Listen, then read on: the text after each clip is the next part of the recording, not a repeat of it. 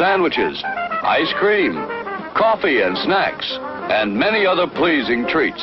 Our foods are fresh and tasty, our drinks satisfying and refreshing. They're so good. Welcome to Average Joe's Drive-In. And now, on with the show. Hey everybody, welcome to Average Joe's Drive-In. I am your host, TJ Washburn. This is episode 49, and this is a review cast. I'd like to apologize to my regular listeners again because I have been sick for the last week. We had to reschedule Monday's episode. We had to reschedule the Canon episode. So I feel like I'm a little behind here. But one thing being sick has done is it's made me not want to do anything. So I've watched a lot of movies, and I have a bunch of stuff to review. The Canon episode we are planning on recording that on Friday, March 9th. So that will probably be up either Friday night or sometime early Saturday for you guys to check out. I'm really looking forward to doing that with Pete. Again, I should be getting back on track with the guest stuff. So it's that time of year. Unfortunately, everybody's been ill and everything else. So thank you guys so much for supporting the show and helping it grow so much in the last few months. It's been awesome to see how much everything has been going with, how well everything's been going with the show, and that you guys are really enjoying it. Again, if you guys really enjoy the show, please take time to rate it on whatever app you're using to, listen to the podcast or site, any of that stuff. Please make sure you rate it. Please make sure you share it and tell your friends about it if they're into similar stuff and you think they'll enjoy it. Also, I wanted to mention now, instead at the end of the show, like I normally do, if you want to support Average Joe's Drive-In, you can go to Amazon and type in my name, Thomas Washburn Jr., and my books are available. Now, instead of just asking me to donate money, asking all of you to donate money, what this does is anytime you purchase a book or anything like that, I'm putting the money back into the show. So, one of the benefits, if you have a Kindle, you have Amazon Prime, like a lot of us do, or Kindle Unlimited, is you can read my books for free on there, and when you read them, I get paid. So you don't have to pay anything. You get something out of it. You might like the books. All 6 of my novels are up, and a bunch of short stories, stuff like that. Or if you like paperbacks, you can get all 6 novels are available in paperback format. Again, that helps with the show. Also, be sure, to hit up facebook.com/Average Joe's Drive-In Podcast. Hit me up on Instagram at Thomas Washburn Jr. Hit me up on Twitter, TWJ Author, or you can go to my website, thomaswashburnjr.com. That's kind of a direct hub to get you everywhere else. I don't really update that a whole lot, but it's there. It kind of covers everything I'm involved with. Music, books, the podcast stuff. That's all there. Anyway, so I've been babbling on. I'm sure I'm boring the shit out of you to start the show. But it's a necessary evil once in a while to, plug where people can find stuff.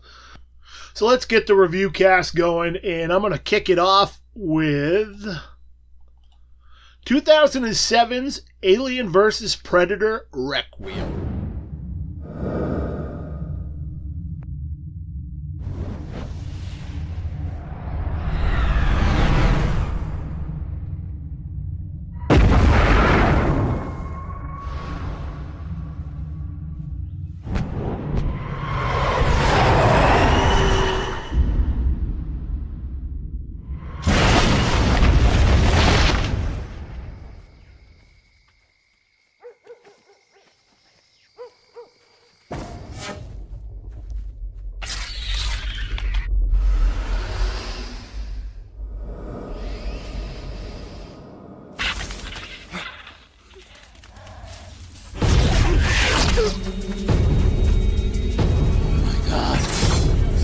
after us. What came after? I don't know. Hold on!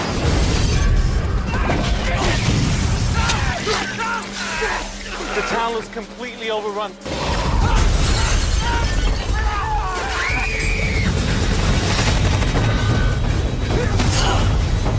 What's the Army's evacuation plan?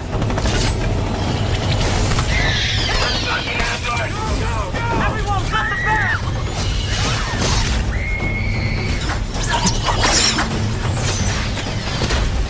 There's an airlift in 30 minutes. The Colonel was lying. The Army thinks about containment first. If I'm right, We're all dead.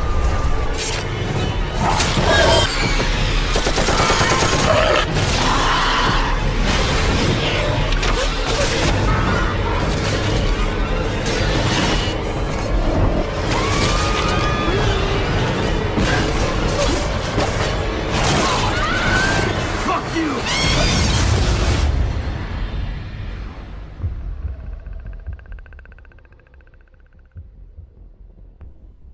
The film was directed by Colin and Greg Strauss as the Strauss brothers.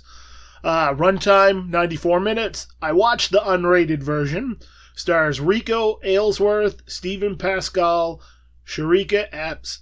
I watched this one on Blu-ray. Synopsis. Residents of Gunnison, Colorado are caught up in the crossfire when two deadly extraterrestrial species bring their long-standing conflict to Earth. On the one side, nearly indestructible aliens. On the other, a lone predator whose mission is to wipe out all traces of the alien infestation from Earth, no matter who gets in the way. This has always been my least favorite entry into the Alien or Predator franchises. I always thought it had tremendous potential, but it just seemed to kind of fall flat. Part of the issue was the film, in every format I'd seen, was just super dark. It felt like you couldn't make out what was going on. I'd always thought it was just a poor aesthetic choice by the directors. Turns out it was a print issue with a DVD. So when my friends told me the Blu-ray print was much better and more of what the directors intended, I had to give it another shot. Listen, this film is still full of problems, but the correction of the print and seeing the unrated version made a big difference in my enjoyment of the film. Sure, it's cheesy as all hell. There are a lot of plot issues and way too many characters. Those are my biggest issues. It bounces around too much and you never really want to root for any of them. That's kind of a problem. I know I certainly cheer more for the Predator in this than any of the characters. Being able to see it more clearly made a big difference in appreciating the effects and gore. It's still a dark film, but not to the point of being lost on what's happening. All in all, this is an enjoyable enough high-end B-movie. Don't expect much out of it. Just kind of enjoy what's going on and try not to overthink. Almost think of it as a more modern-day, big-budget canon film. If you can let yourself do that, I think you might enjoy it too. Definitely worth the revisit if you can find the unrated version of the Blu-ray. I think this is pretty much on par with Alien vs. Predator for me rating-wise. Again, the Blu-ray definitely knocked it up a solid point and a half to 2 points rating-wise for me. My rating for this was a 5.5 out of 10. The average IMDb rating for this is a 4.7 out of 10. Up next, 2016's Deadpool. I love you, Wade Wilson. We can fight this. You're right. The cancer's only my liver, lungs, prostate, and brain. All things I can live without. What if I told you we can make you better? You're a fighter.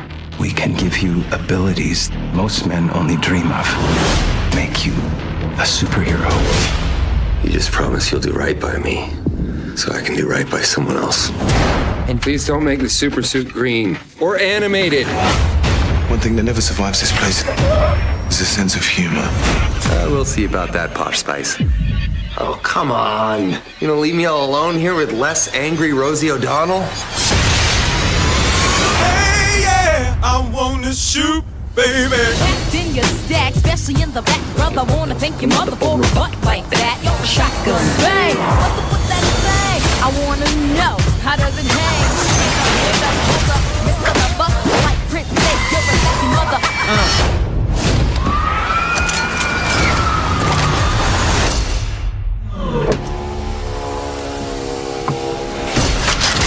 Wait!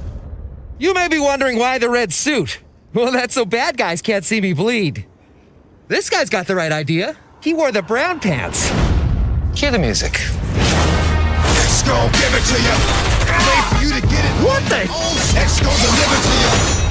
Red with the enemy. No matter how many caps I break, when I'm back to you sending me. Reeks like old lady pants in here.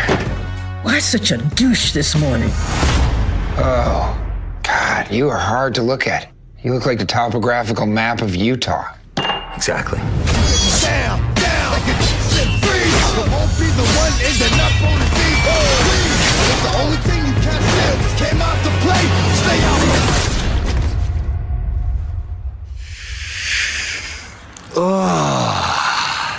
I am very turned on right now. Let's go give it to you. He gon' give it to you. You are haunting. You look like an avocado had sex with an older avocado. Thank you. Greetings, Munchkins. Did you like that dose of green band goodness? Hankering for a little more action? Some big boy curse words, maybe? Check out DeadpoolWebsite.com for my red band trailer. Make sure to ask your mommy and tell her to call me. She's got the number.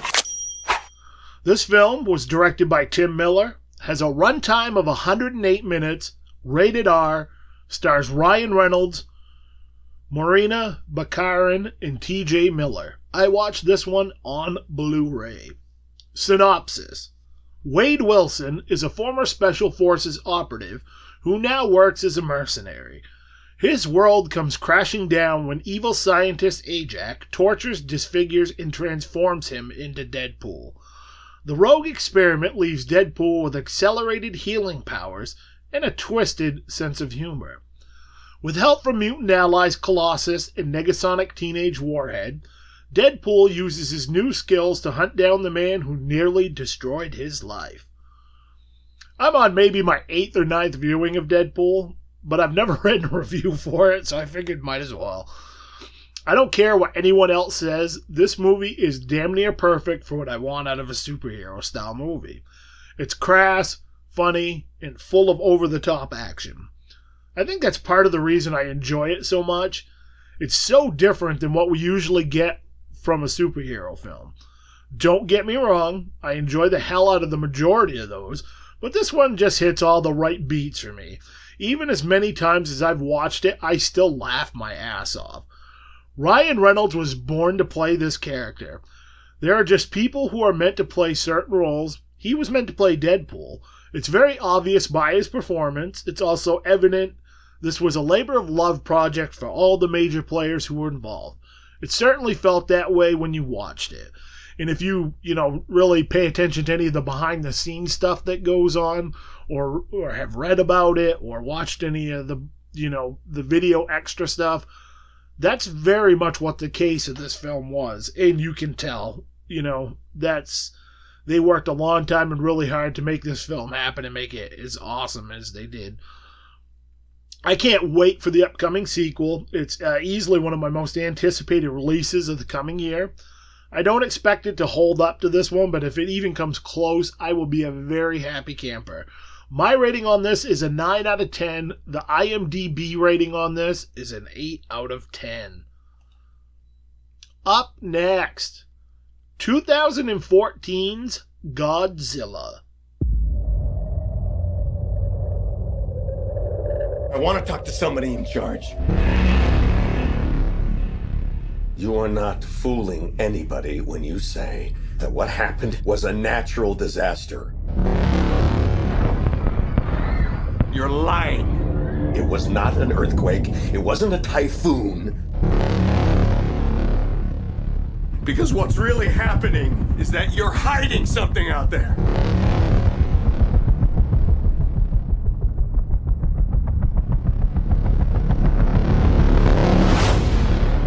And it is going to send us back to the Stone Age.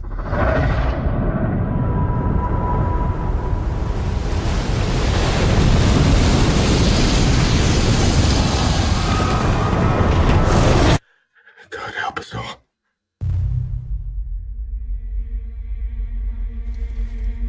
In 1954, we awakened something. Well, there's nuclear tests in the Pacific. Not tests. They were trying to kill it.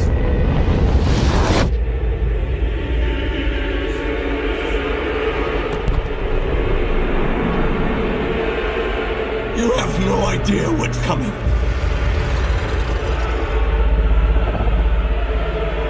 Can you kill it?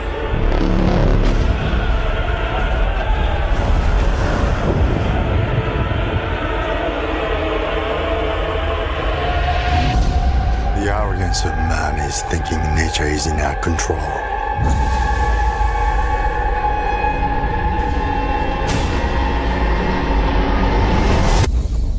And not the other way around.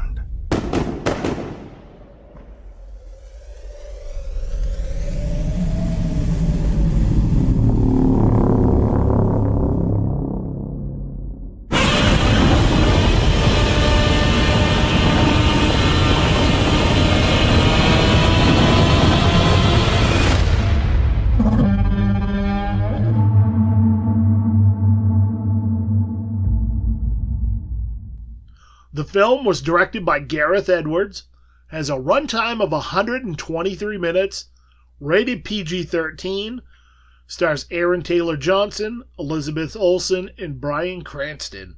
I watched this one on Blu-ray.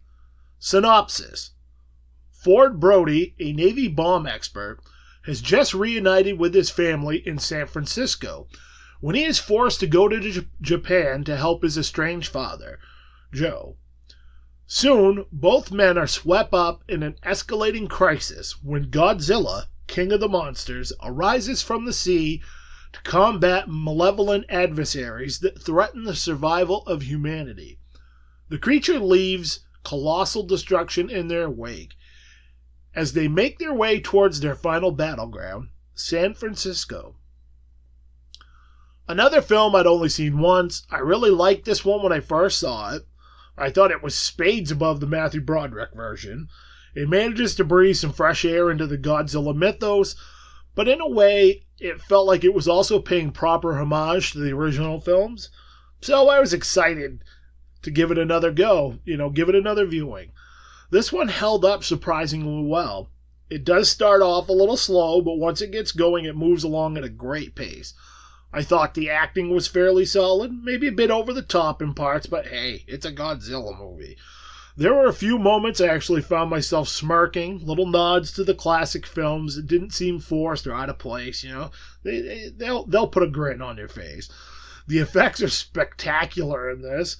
The CG monster looks gorgeous. These are the types of films I love good CGI in. It's the grand effect feel that you need for something of Godzilla's magnitude. I love the fact he had some giant monster foes to fight against. In the end, a very solid film that's very enjoyable for both fans and non-fans of the Godzilla series.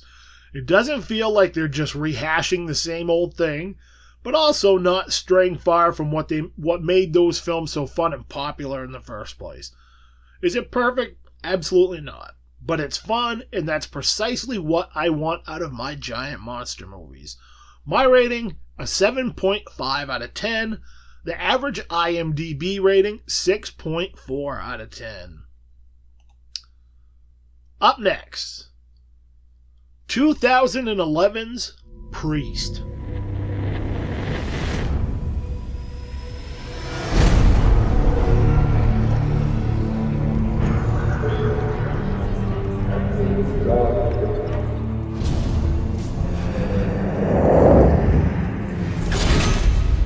I come before you because I need my authority reinstated.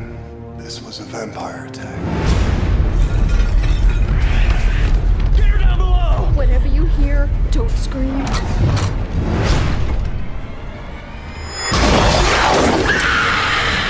The citizens have complete faith in the church's ability to keep them safe. You will not shake that faith. How good is that faith when it's a lie?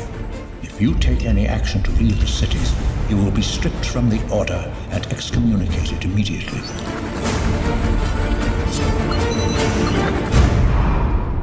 is long over. It's not over. Not for me.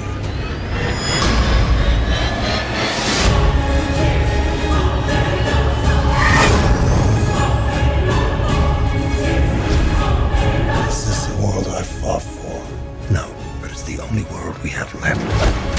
One of your own has broken his sacred vow. You will find him dead or alive. They bred a new army.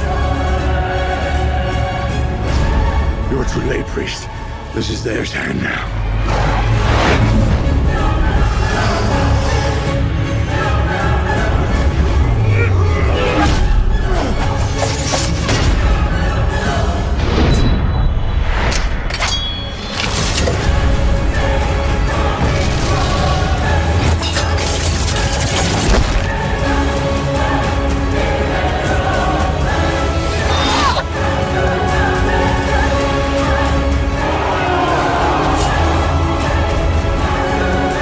True what they say about priests who wield the hand of God.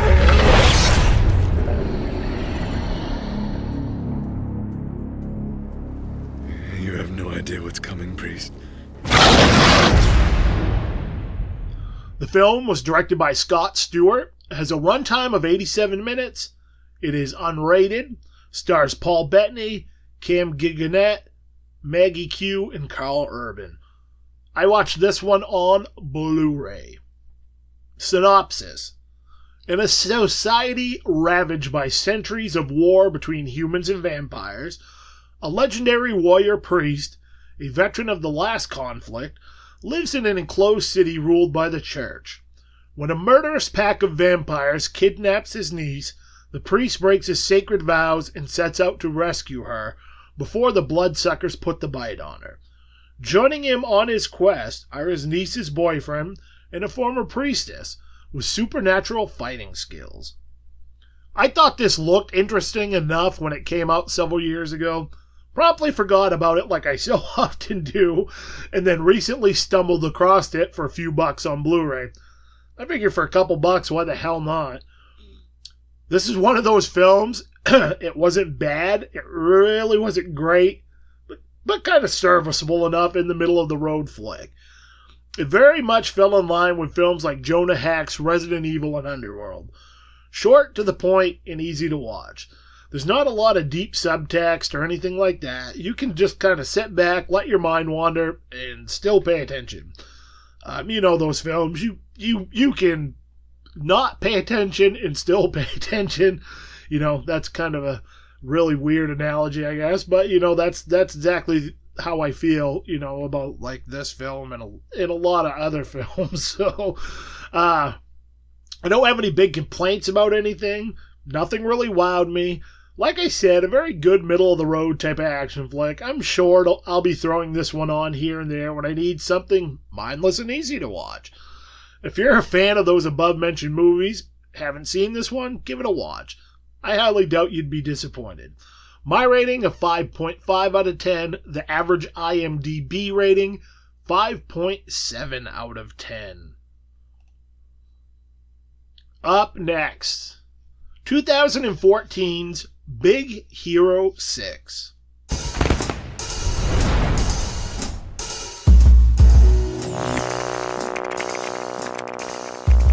All right, let me get this straight. A man in a kabuki mask attacked you with an army of miniature flying robots. Microbots? Baymax, tell him. Yes, officer. Microbots? Yeah, he was controlling them telepathically with a neurocranial transmitter. Come on! I am not fast. Yeah, no kidding! Go, go, go, go! So Mr. Kabuki was using ESP to attack you and Balloon Man.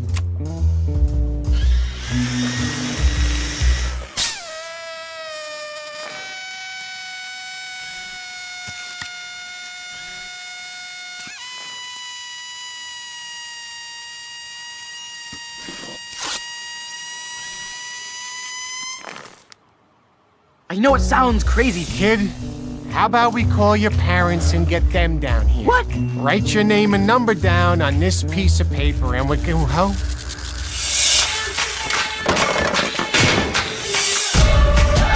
Gotta catch that guy. But first, you're gonna need some upgrades.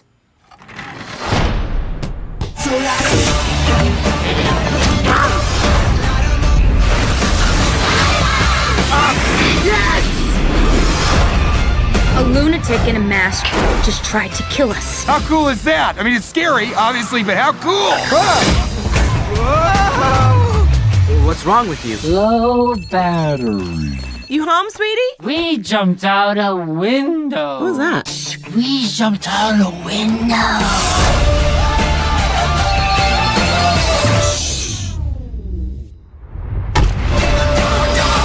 Harry baby.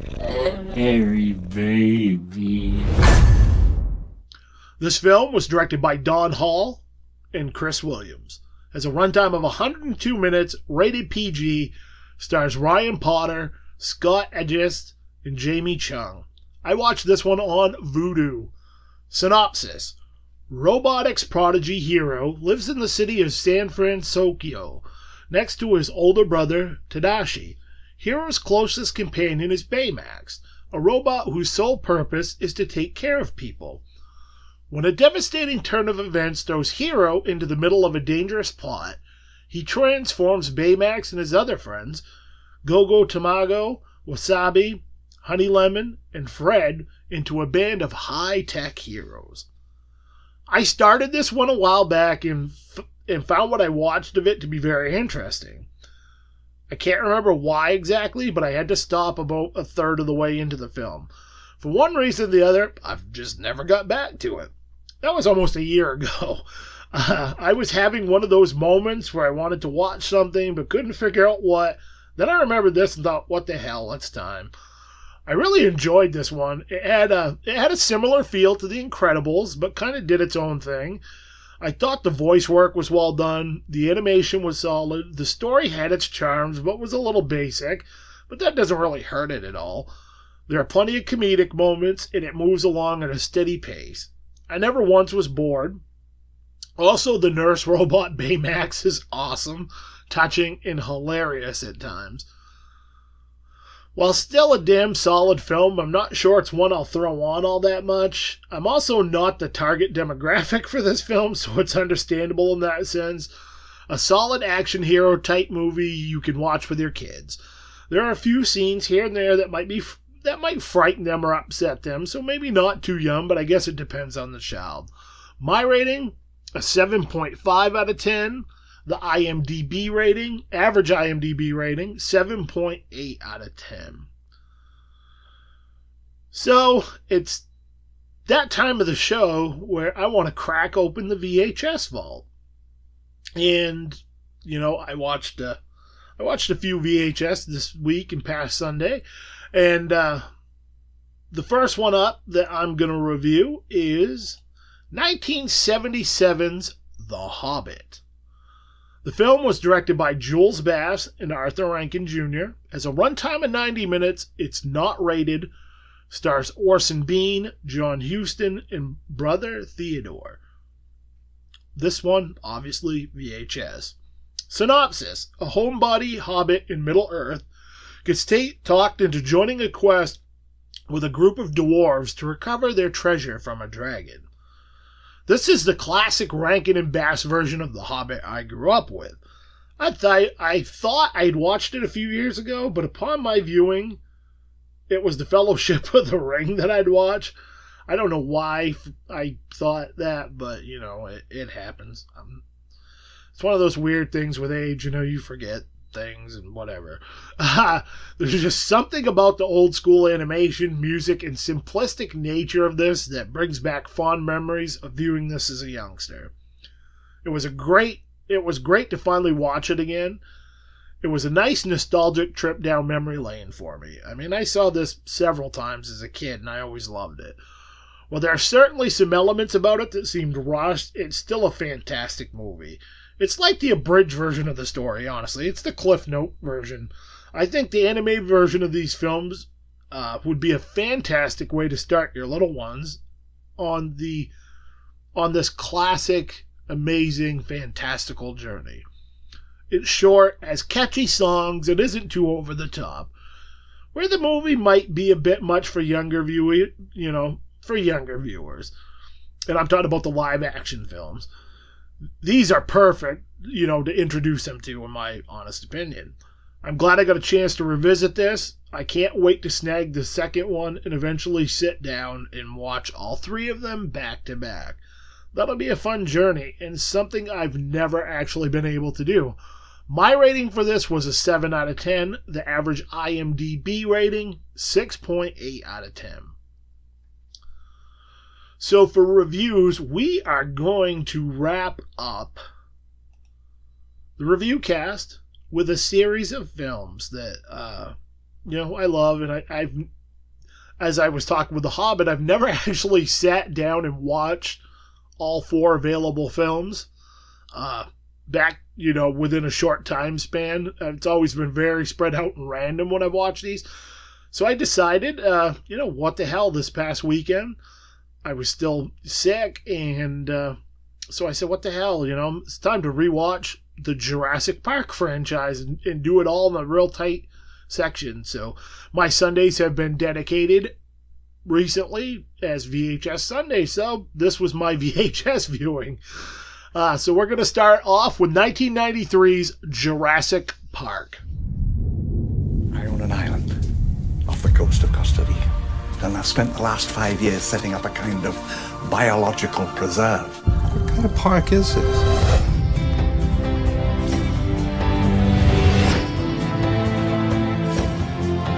We've made living biological attractions so astounding that they'll capture the imagination of the entire planet. It's a dinosaur. There's no doubt our attractions will drive kids out of their minds. Grandpa! We're gonna make a fortune with this place.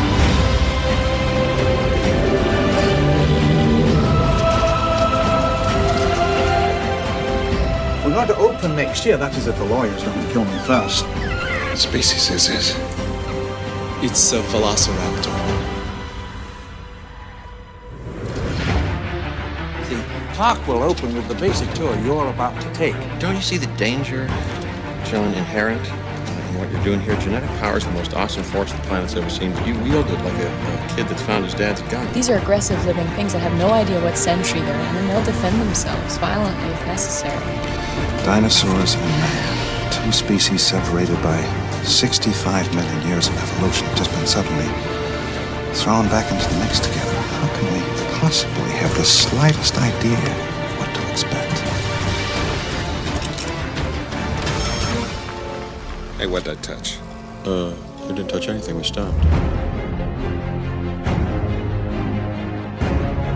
Anybody hear that? It's an impact tremor is what it is. Maybe it's the power trying to come back on. What the hell? Fences are failing all over the park. Are you hearing this? The shutdown must have turned off all the fences. Fairly alarmed here. Hold on to your butt. Oh, no.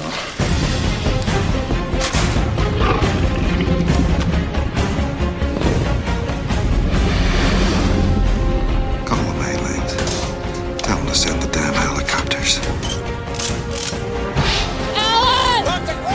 I can't get Jurassic Park back online. Yeah, that's nice. Gotta go. Come on. We gotta get out of here. The only thing that matters now are the people we love. Which is just a delay. That's all it is. All major theme parks have delays. Yeah, but John, if the Pirates of the Caribbean breaks down, the pirates don't eat the tourists.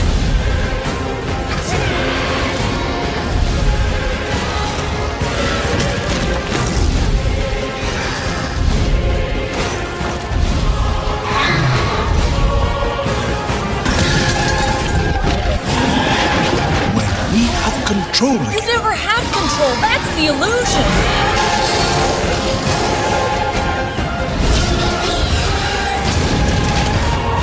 Boy, do I hate being right all the time.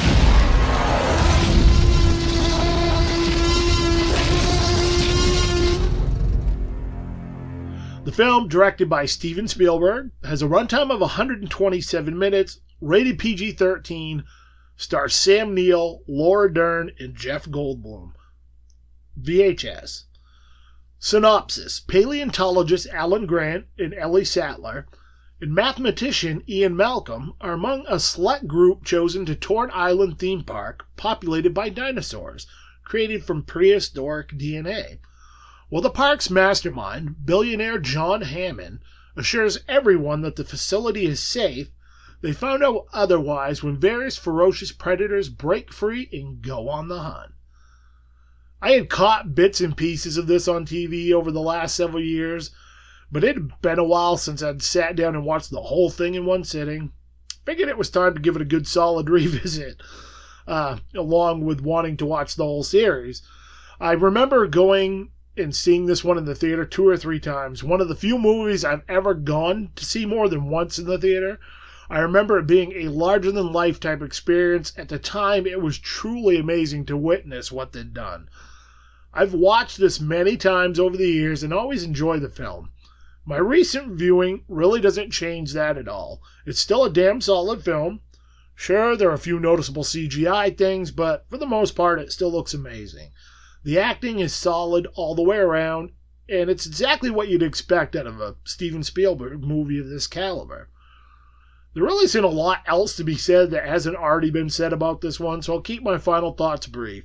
This is hands down still the best film in the series and still holding up 25 years later. My rating for this is an 8.5 out of 10. The average IMDb rating is an 8.1 out of 10. Up next, 1997's The Lost World. Mommy! Daddy! I found something! A British family on a yacht cruise stumbled upon Site B. And now it's only a matter of time before this lost world is found and pillaged. Hopefully we've kept this island quarantined and contained, but I'm in shock about all this.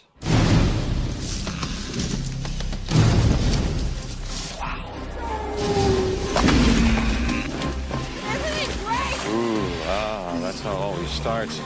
But then later there's running and then screaming. The hell was that? Go. As fast as you can. I need you to send rescue immediately.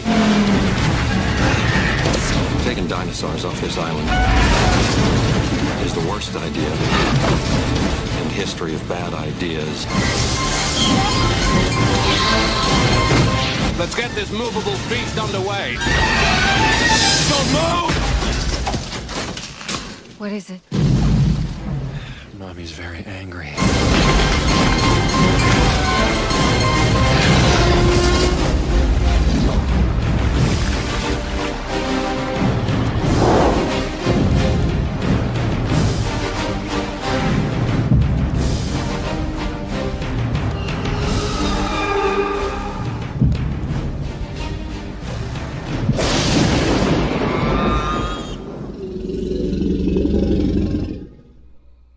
The film was directed by Steven Spielberg, has a runtime of 129 minutes, rated PG-13, stars Jeff Goldblum, Julianne Moore, Pete Postwaite, and Vince Vaughn.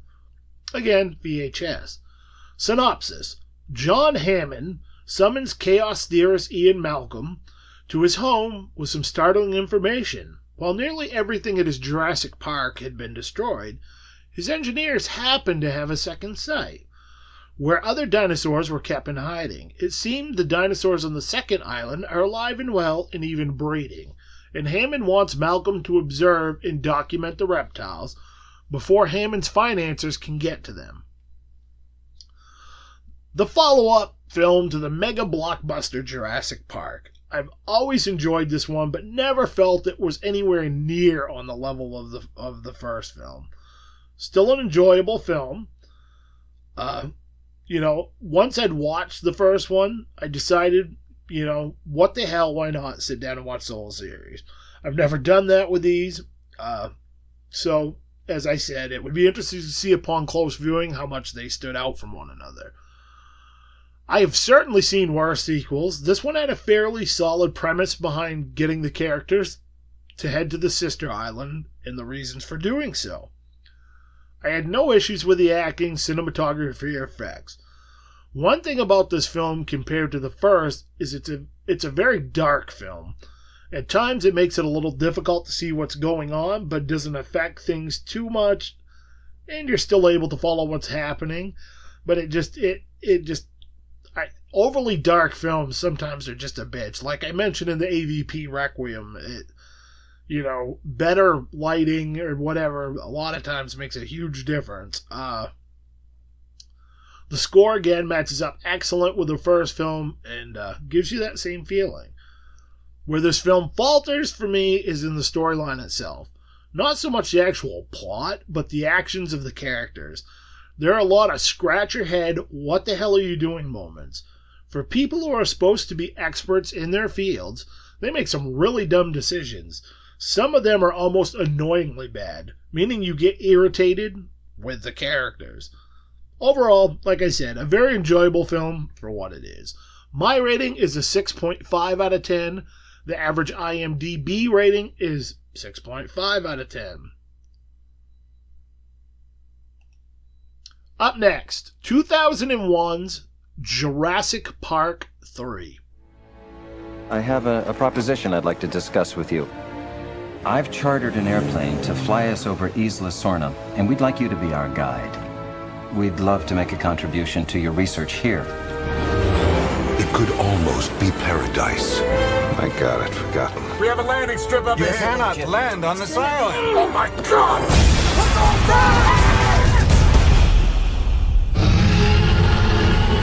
But in this forbidden place, where man has tampered with nature, This is how you make dinosaurs?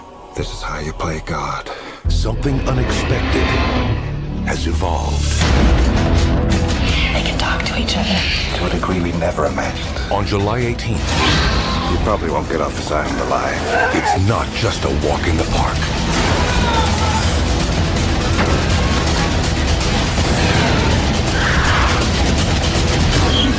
They set a trap. They actually set a trap.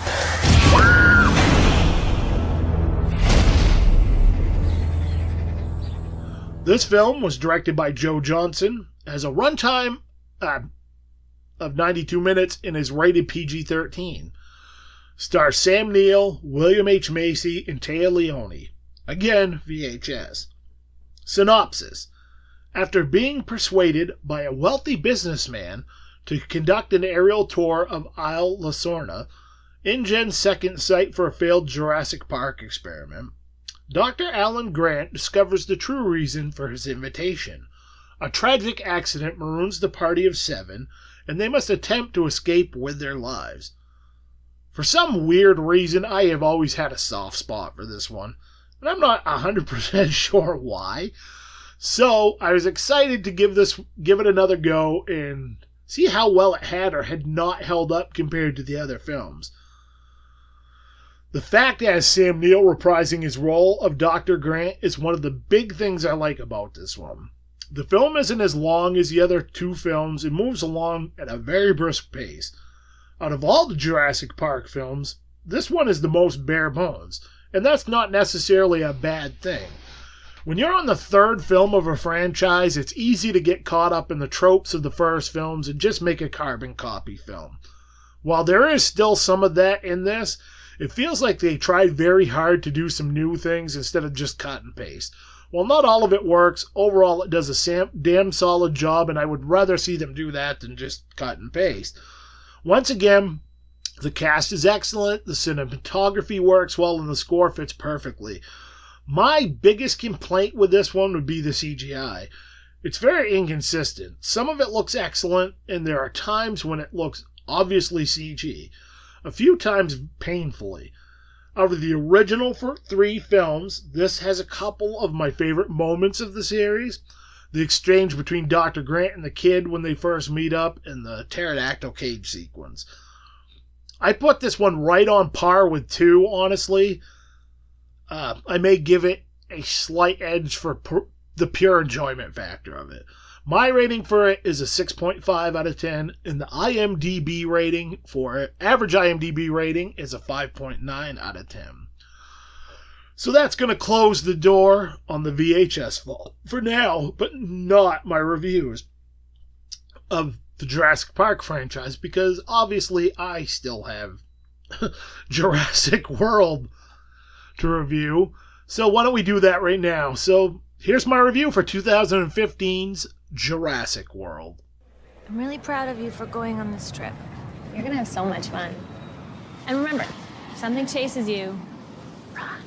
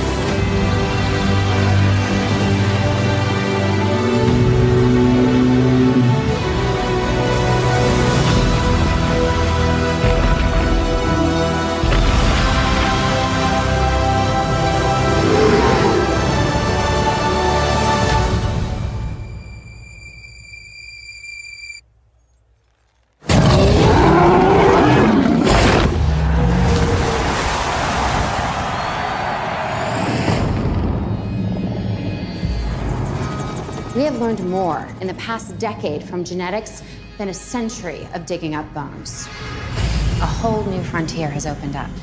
We have our first genetically modified hybrid. You just went and made a new dinosaur? Probably not a good idea. Almost 40 feet high. Really think she climbed out? Depends. On what? What kind of dinosaur they cooked up in that lab. Evacuate the island. She's a highly intelligent animal. She will kill anything that moves.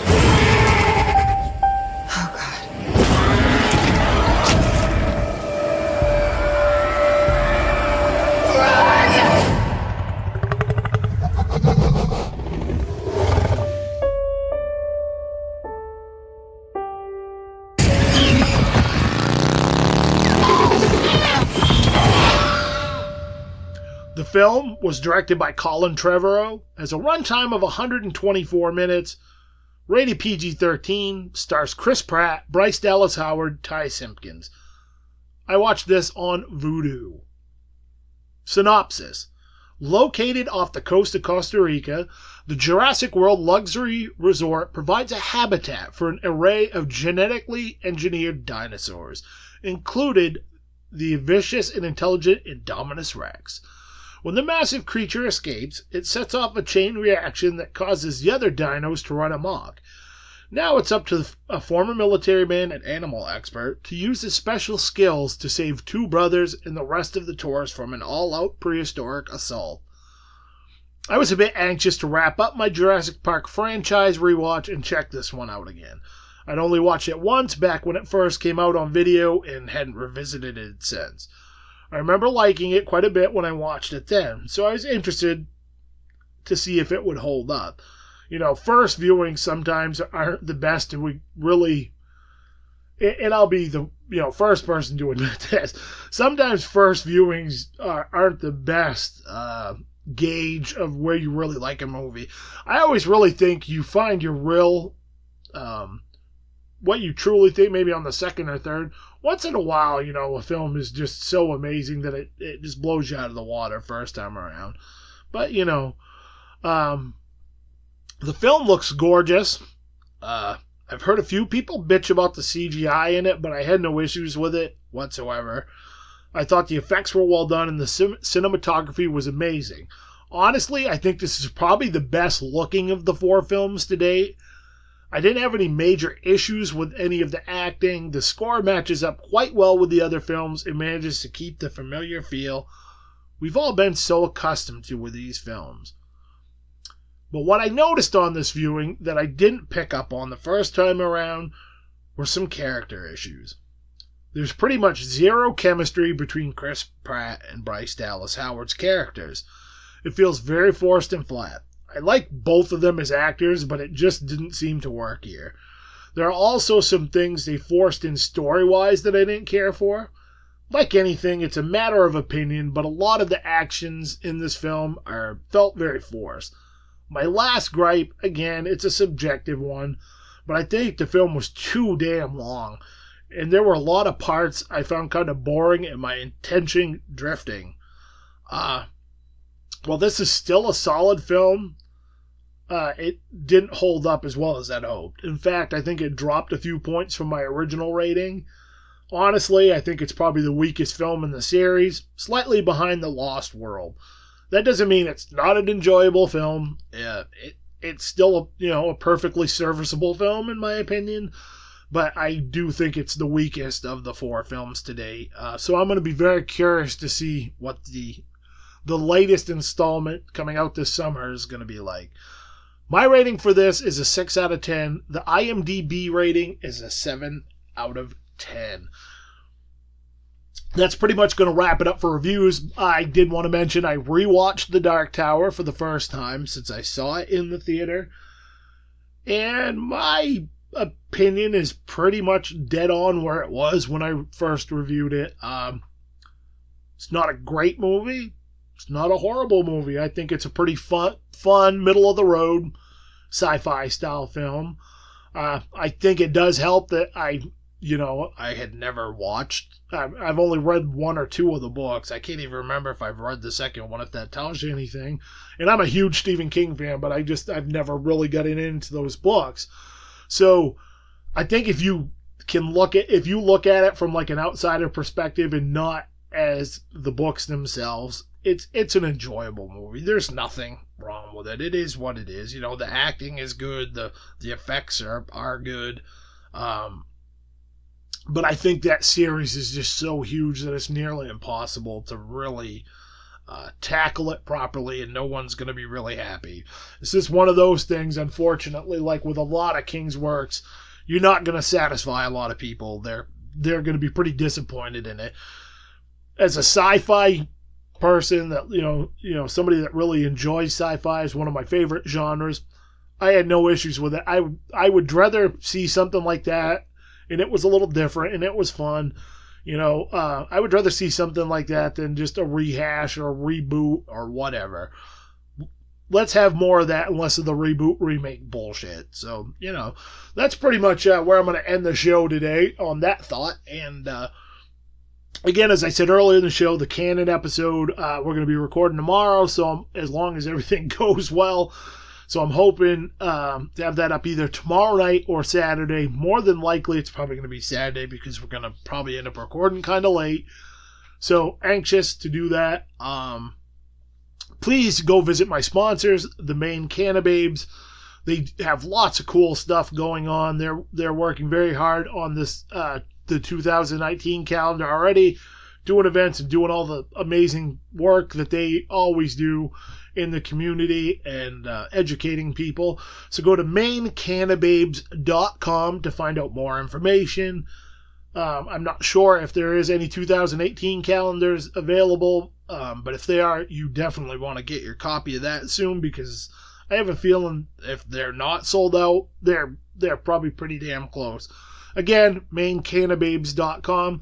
I'd like to thank everybody for listening to the show. Again, if you have any feedback, questions, or just want to comment about a movie or a review that you agreed with or didn't agree with, I love talking to people who listen to the show. So hit me up on one of the social media sites, and that's about it. We're gonna wrap this one up. And remember, kids, opinions are like assholes. Everybody's got one. I'll see you guys on the flip side.